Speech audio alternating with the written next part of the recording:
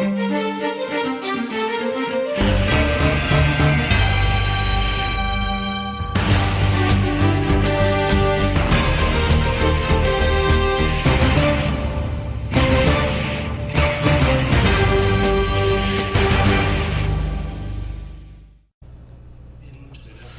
obrigado. Bem-vindos a estas horas um pouquinho ainda intempestivas. Bom, obrigado ao Sebrae pelo convite, também obrigado a Ana Carla Fonseca por confiar na minha palestra e também obrigado ao professor Dijon por coordenar esta mesa. Muito bem, eu acredito que sobre aquilo que eu vou falar para vocês, nós temos que considerar que será uma conversa sobre um estudo de caso, na verdade, ou seja, um estudo de caso que tem, evidentemente, será centrado, como a Carla disse, no processo, não tanto nos resultados, ok? Então esse será o leitmotiv da minha intervenção diante de vocês. Eu que tenho interesse é no processo, porque eu penso que a coisa mais importante do design também é preocupar-se pelo processo, mais importante que os produtos finais, de determinado modo. Falarei mais sobre isso ao final da palestra. Bom, eu falarei para vocês basicamente sobre a construção e desenvolvimento de um modelo de cidade, que é o caso de Barcelona, e veremos mais especificamente quais são as intervenções do design ou o que é aquilo que poderia ser destacado do design na cidade. E, finalmente, eu vou situar dentro deste panorama de diferentes agentes que agiram ou atuaram nesse processo, que é o caso da escola que eu dirijo atualmente, muito rapidamente. Também é importante enfatizar o seguinte: eu tentarei falar a partir de uma tripla perspectiva. Por uma parte, vamos analisar o design como uma realidade econômica, e quando eu digo uma realidade econômica, eu faço referência basicamente a duas coisas: o design como serviço, ou seja, como um serviço que agrega valor à cadeia de valor, um serviço, portanto, que é uma oferta profissional, de algum modo, e também o design como uma atividade que gera riqueza, que gera, portanto, emprego e que, portanto, se inscreve dentro do que é conhecido como indústria criativa. Esta dupla dimensão, que, além do mais, fazem parte da mesma consciência histórica de processo seguida por Barcelona, é importante que seja enfatizada. Eu não oferecerei, ainda que aqui exista algum dado interessante, não vou brindar vocês com muitos dados, porque a contabilidade e a indústria criativa é um tema para outro debate. Deixo isso para outros especialistas que virão mais tarde. Então, não vou falar sobre aquela coisa que eu não domino tanto, mas para que vocês tenham algum dado, 30% dos estudos do Estado espanhol está em Barcelona, ou seja, Barcelona é uma força importante dentro do design espanhol e também dentro daquilo que poderíamos chamar dos países do Sul, exceto o caso da Itália, mais especificamente o caso de Milão, que evidentemente é uma potência há muito tempo. E também este design como atividade econômica em si, poderíamos ilustrá-lo de uma maneira mais simples. Em Barcelona, nós temos aproximadamente mais ou menos 6 mil estudantes de design. É uma cidade que, dentro do seu município, tem 1,5 milhão de habitantes. E depois temos uma área metropolitana realmente muito ampla que alcança os 3 milhões de habitantes. Mas são 6 mil estudantes de design. Se aqui nós somássemos estudantes também de moda, estudantes de audiovisual, de publicidade, etc., nós estamos falando de 15 mil estudantes, mais ou menos, que trabalham ou estudam, ou seja, corresponde a quase 1% da população. Mas, considerando que 40% desses estudantes, 0,1% da população, perdão, não são natos de Barcelona, ou seja, são oriundos de outros pontos do Estado espanhol e também de outros países. Portanto, esses dados já nos indicam qual é a vitalidade e a geração, a possibilidade de geração de riqueza em um âmbito tão específico como é ao âmbito educacional. Bom, esse é o primeiro aspecto que eu gostaria de mostrar para vocês, o design como realidade econômica e também o design como um construtor de identidades culturais ou um elemento que ajuda na construção de identidades culturais.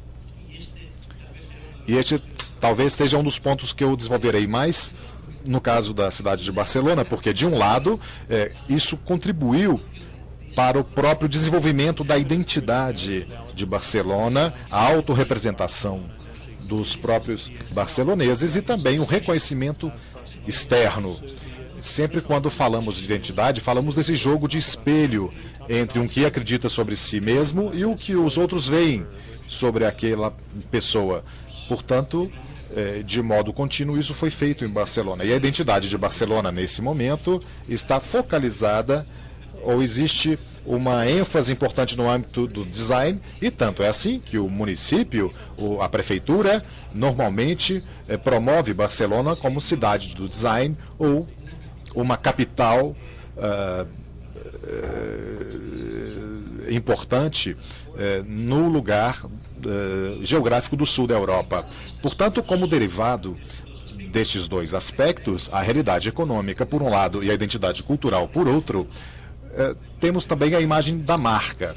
Uma imagem de marca que foi gerida pelas instituições como um elemento característico de Barcelona. Ok? Sobre isso também farei algumas referências.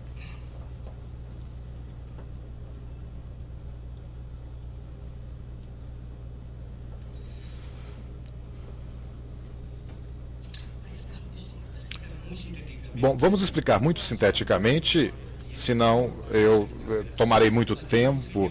Bom, sobre a construção e a evolução deste modelo de cidade. Vamos analisá-lo a partir de dois pontos de vista, a partir da gestão urbanística, que é muito importante, e também da gestão cultural.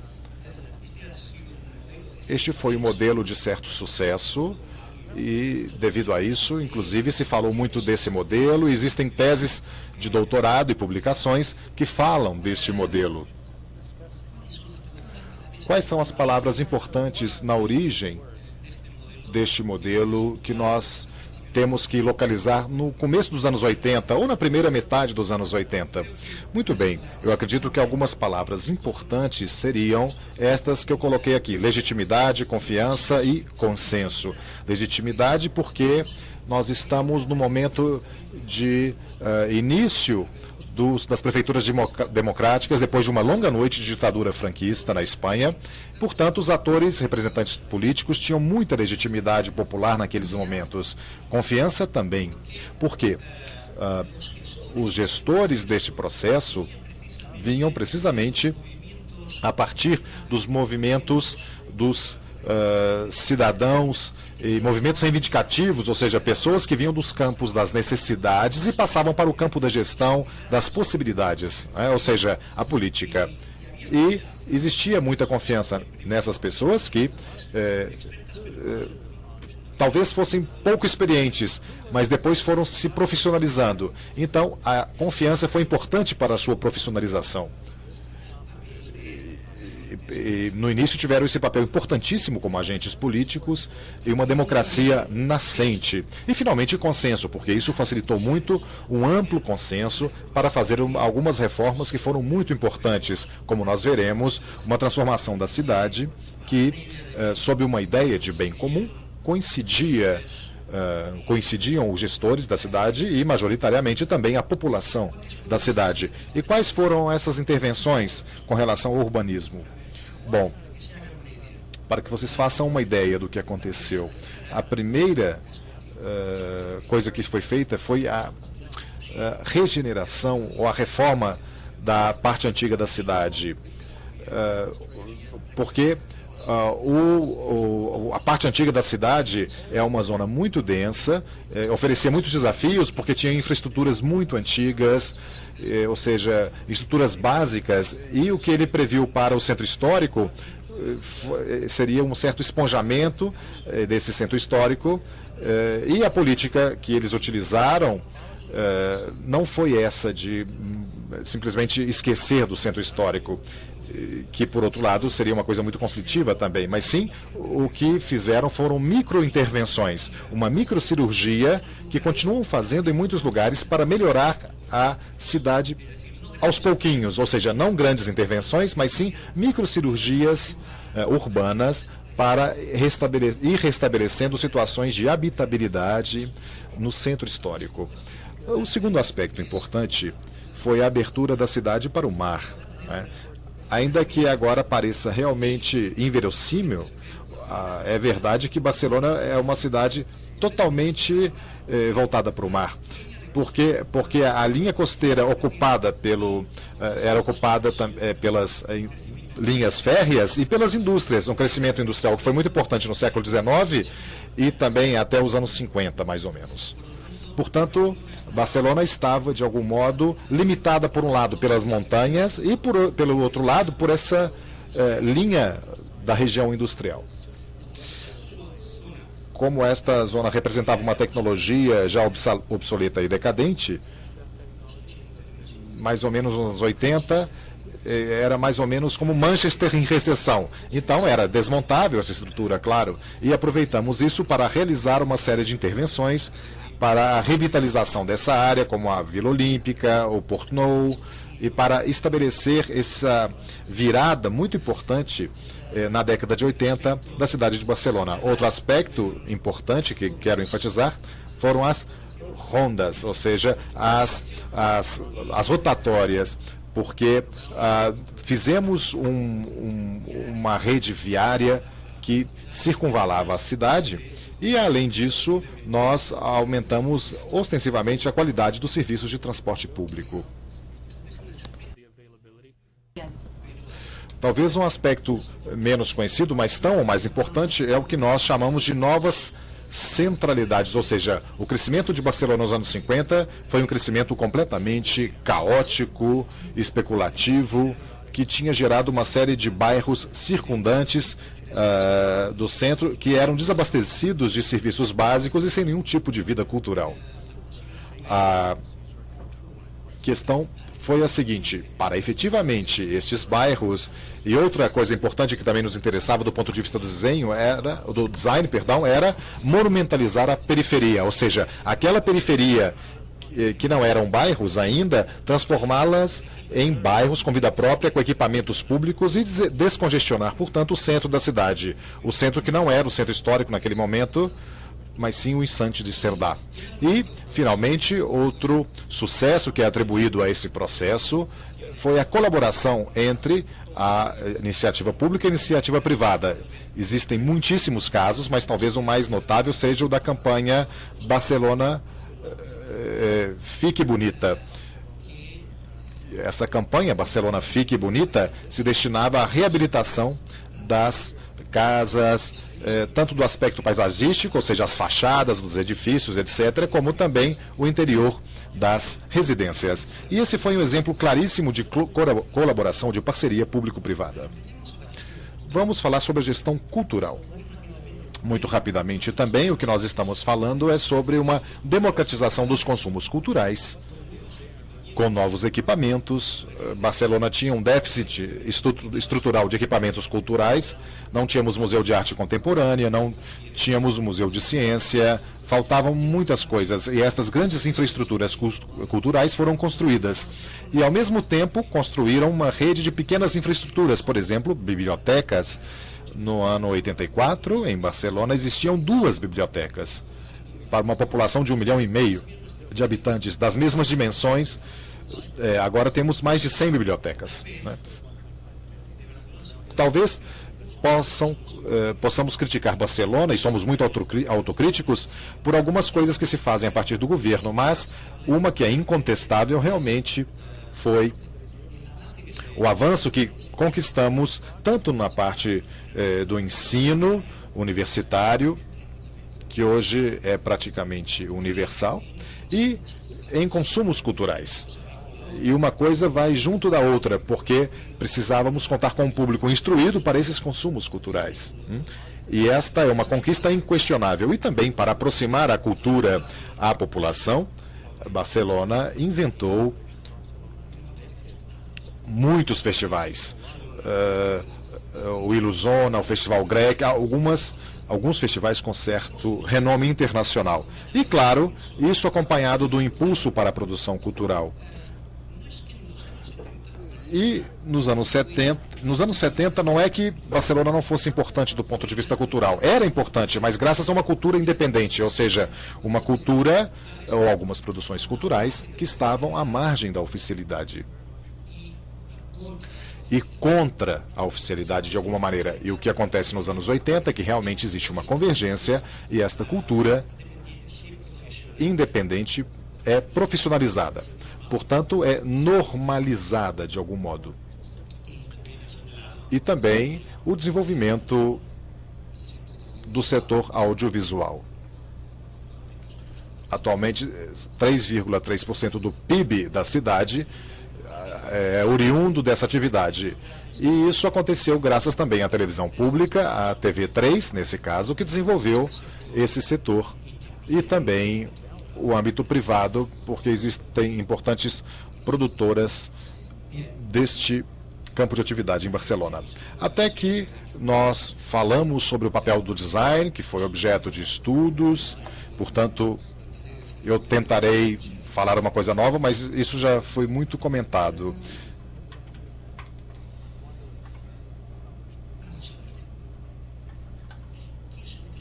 Vejamos o que se produziu e o que é que o design favoreceu que fosse produzido na cidade. Eu destacaria esses aspectos. Em primeiro lugar, a releitura do patrimônio histórico. Ou seja, valorizar o que se tem. Isso é importante para a identificação de uma cidade. Imaginem que a Art Nouveau, que tem uma presença importante na cidade nos anos 50, e foram feitas barbaridades do ponto de vista patrimonial, mas inclusive a intelectualidade era contrária e considerava isso uma mostra de mau gosto, ou seja, era uma cidade que muitos barceloneses consideravam feia, realmente feia. E nesse processo nós entendemos a cidade, compreendemos de novo a cidade e os seus valores. Portanto, temos esse aspecto de autorreconhecimento, ou seja, não somente utilizar a cidade, mas sim amar a cidade. E o aspecto do reconhecimento externo, que também pelo espelho vocês podem perceber que alguns valores que você tem, você mesmo não percebia que os tinha.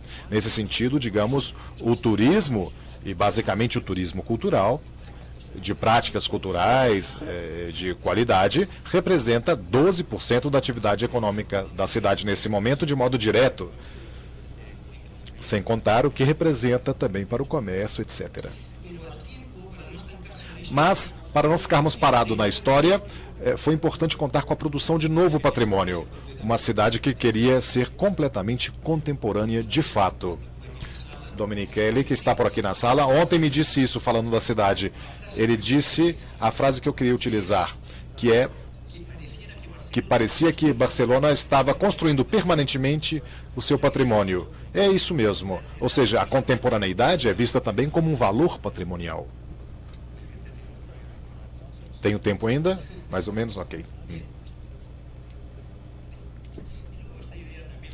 E também temos a ideia de consumir a própria cidade, ou seja, de usar os seus espaços, de consumir os seus produtos genuínos, consumir os seus festivais, etc, etc, etc. Ou seja, é um tipo de cidadão que atualmente, e se vocês leem na imprensa sobre isso, é um tipo de cidadão que gosta de usar a rua, ocupa a rua de modo massivo e faz isso, seja por algum tipo de festa ou por razões políticas, ok?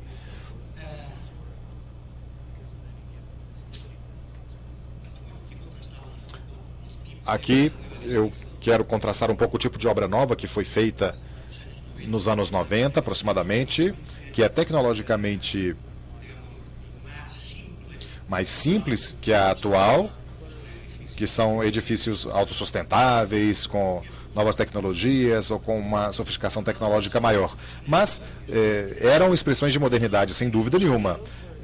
Ou seja, em Barcelona houve uma consciência estética e um debate estético generalizado, inclusive polêmico. essas praças eram chamadas de praças duras, porque alguns habitantes não estavam de acordo com essa abundância de concreto ou de pavimento com a qual eram feitas. Bom, aqui vocês podem ver o caso de reinterpretar os valores históricos, o modernismo do fim do século XIX e do princípio do século XX, e essa obra nova que foi terminada há 4 anos atrás, ou seja, as reinterpretações do próprio patrimônio como modernidade e não somente como um lastro conservador local. Até mesmo as leituras, porque eu coloquei isso porque as leituras de Barcelona têm evoluído. Realmente, em 90, eu diria que era praticamente o contrário. Na verdade, era basicamente um cartão postal. Era uma lição de semiótica dos cartões de frente da cidade de Barcelona. Entre outras questões, porque uma cidade sem nenhum tipo de turismo, o que a gente tinha. Então, era um tipo de cartão postal pouco interessante, pouco atraente. Mas apareceu naquela época uma empresa chamada Triangla, que começou a produzir umas cidades, aliás, umas imagens de uma cidade bonita e amável. E, de qualquer forma, seria uma cidade que ficaria mais bonita para receber os visitantes. É isso, um pouco adornada, ornamentada. Atualmente nós temos outras leituras da cidade, porque o que a gente reivindica são imagens não tão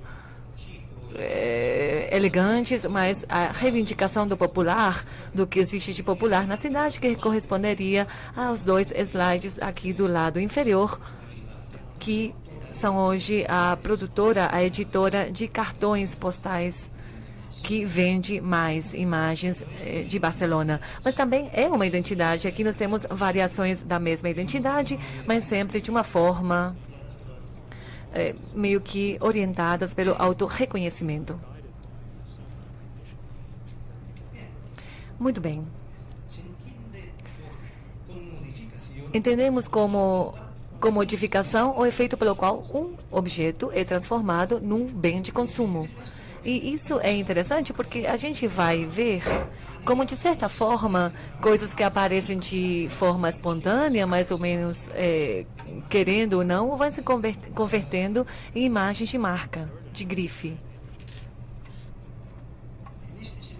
Nesse sentido, atualmente nós podemos falar que Barcelona se sente como uma cidade onde o design tem um protagonismo, uma importância institucional, onde nós temos também consumos emblemáticos, não somente no espaço público, mas também no doméstico. É muito interessante entrar dentro da casa do cidadão de Barcelona, porque tem uma característica específica, tem um tipo de mobília, de gosto, que foi divulgado, disseminado, que é mostrado no mobiliário doméstico, como acontece também em Milão, por exemplo, mas também em bares e restaurantes. Eu li num guia que Belo Horizonte também se destaca pelos seus bares. Então, esse tipo de espaço público de sociabilidade são importantes porque geraram muitos, ou na verdade, eles foram vínculos para esse tipo de cumplicidade na classe média. Então, esse tipo de prática intensiva depois passou para o restaurante, porque, claro, que também alguns de nós envelhecimos e a gente saiu um pouco do circuito de bares, não é? Muito bem. Eu vou tentar começar a concluir falando um pouco sobre essa presença pública da cidade, essa associação entre cidade e design, de capitalidade, esses consumos emblemáticos e amplamente desenvolvidos pelos barceloneses. E esse constante engajamento, não somente do setor institucional, mas também do setor privado nesse tipo de evento, porque também é reconhecido a indústria e o comércio de Barcelona nesse tipo de valores. Estou indo bem? O meu tempo está indo bem? 10? Muito bem. Vamos ver um pouco isso aqui. Esse aqui é o último grande projeto relacionado com o design, que é Barcelona Design Hub, que é um centro de design muitos metros quadrados que ocupa esse prédio e é a nova área de desenvolvimento da cidade, que é Arroba 22. É o nome dessa região lá em Barcelona, é a área de desenvolvimento nova para a cidade. Na verdade, é um macro projeto que ainda agora, com a crise, ficou um pouco parado, mas o destino dele, na verdade, a inauguração dele vai ser em 2013, seria meio que marcar essa vontade de importância no âmbito do design, claro, da Espanha e numa região mais ampla da Europa ainda. O que a gente está vendo aqui na parte superior do slide corresponde a um trabalho de sociologia qualitativa que eu desenvolvi com meus alunos na disciplina de História e Crítica do Design, História Recente. E era uma série de estudos qualitativos, que agora não vou entrar em detalhes, para identificar as percepções no imaginário, percepções-chave nessa evolução histórica. E aqui os senhores podem observar que nos 80 ou na década de 80 até 92, a gente fala de grandes reformas que contribuíram para uma apropriação por parte da cidadania, com uma grande importância dos criadores e uma evidente ilusão, claro, por parte do cidadão, como os principais personagens lá dessa reforma. O período dos Jogos Olímpicos até o Fórum é um pouco diferente, porque aqui, como acontece também em quase todos os processos, ficam mais complexos e os consensos começam a não ser tão fáceis. Então, por isso, eles precisam de ter um novo tipo de abordagem. Por isso, aqui, basicamente, acrescenta-se ao que aconteceu anteriormente, não anula o que aconteceu anteriormente, a ideia da marca, a ideia da internacionalização, a ideia do turismo também, que às vezes bate de frente com o desejo da população. Tem até, em Barcelona, a gente tem associações antituristas. Então, a questão aí um pouco não é de assustar, mas de juntar. E, finalmente, a etapa atual, a fase de agora, que eu gostaria de apresentar dentro do conceito geral de economia criativa, justamente, onde o importante são uns projetos que tentam equilibrar algumas dicotomias no plano de identidade, dicotomia entre serviços e imagem, ou imagem e projeção exterior, e serviços para a população, onde os atores principais nesse processo são os empreendedores, porque eles contribuem muito para a ativação econômica e a geração de nova riqueza, mas também os geradores em relação à questão da gestão da identidade. Eu estou com 5 minutinhos, muito bem.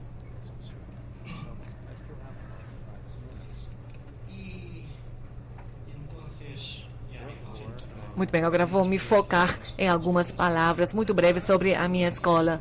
Esses tipos de palavras não são triviais, porque a gente poderia falar que das imagens que a gente viu, de todas elas do design gráfico, são feitas por professores ou alunos da escola. E as imagens de urbanismo ou arquitetura, boa parte delas, pelo menos 20%, também são feitas pelo professor ou professores e estudantes da escola. Então, a escola que nasceu no ano de 67, então nós temos uma década de 70 onde foi muito ativa, e a ideia, na verdade, era uma ideia cívica de críticos de arte, arquitetos, os primeiros designers, que começou como uma cooperativa de professores no início e que tem como objetivo trazer as tendências internacionais para Barcelona, ou seja, fazer uma recepção, na verdade, muito específica disso.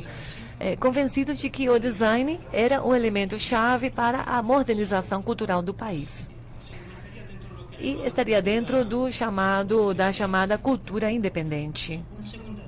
Uma segunda fase, que seria a da década de 80 e 90, seria uma etapa de profissionalização, onde o design é vista como uma disciplina, uma matéria profissional que tem que ser ensinado com alguns parâmetros. Não seria a explosão psicodélica dos 70, mas seria também um momento de normalização acadêmica, no momento em que a gente entra para a universidade e corresponde a uma segunda fase.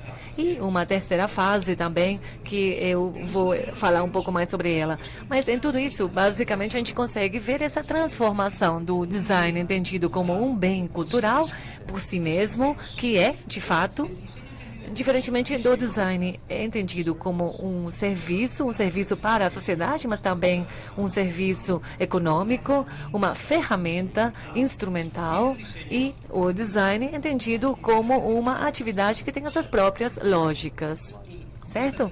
E essa terceira fase ou etapa é com a qual eu gostaria de concluir.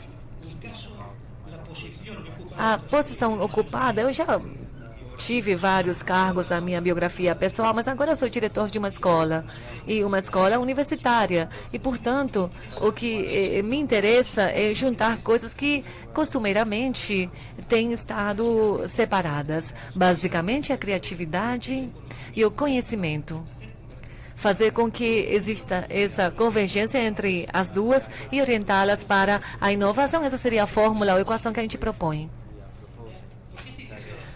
Por que é difícil juntar essas duas? Porque a criatividade é divergente, é descontínua, aponta para a transformação, é anti-acadêmica, o que seria basicamente a ENA, por exemplo, nos anos 70, aquela escola ENA, e está focado para as mudanças de paradigma, enquanto que o conhecimento, pelo menos a pesquisa universitária, como é feita na Espanha, é convergente, ou seja, é acumuladora, acumulativa, é contrastada, é verificável e, portanto, aponta para umas continuidades. É verdade que na ciência nós temos grandes rompimentos também, é verdade, mas a dinâmica geral do conhecimento universitário é de tipo convergente. Portanto, o que a gente tenta na escola agora é fazer essa convergência, ou fazer que dialoguem os anos 70 com os anos 90, aquela explosão criativa dos 70 que a gente está revisionando com a normalização e a profissionalização dos 80 e dos 90. E tudo isso para quê? Bom, tudo isso para orientar para a inovação. E aqui o design tem um papel chave, porque é um tipo de processo, ou seja, nós acreditamos que seja esse o papel chave, porque é um tipo de processo que requer esse diálogo entre a criatividade e o conhecimento, e nós temos que pensar que a criatividade por si só não vai garantir nenhuma inovação, e também o conhecimento por si só não vai garantir inovação. Por isso, essa articulação que dá para fazer entre o design e o processo de design, essa capacidade mediadora do design entre criatividade e conhecimento para orientar ou se orientar para a inovação, é justamente esse ponto que a gente está desenvolvendo como nova programação e plano de estudo da escola. E o tempo? Pronto, tudo bem, acabou. Então é isso. Eu gostaria de concluir. Eu acho que agora poderiam surgir outras questões, somente apontei algumas ideias. Bom, eu só falar o seguinte. O design é um tipo de prática que dá importância fundamentalmente aos processos. A gente viu isso na apresentação que a gente escutou. O importante era o processo. É importante também o resultado final, claro, mas o resultado final só é explicado através do processo, como eu tentei falar para vocês no caso de Barcelona. E talvez se desinibir ou deixar um pouco de lado os resultados finais, que sempre são ambíguos, contraditórios, imperfeitos, como qualquer atividade humana, e nos focarmos nos processos, ou seja, aquilo que a gente pode falar de uma escola, claro, de uma universidade, ou seja, se focar no que a gente aprende dos processos seria talvez o grande objetivo que a gente tem que se marcar ou estabelecer dentro dessas atividades que a gente relaciona e fala comumente como design e economias criativas. Muito obrigado.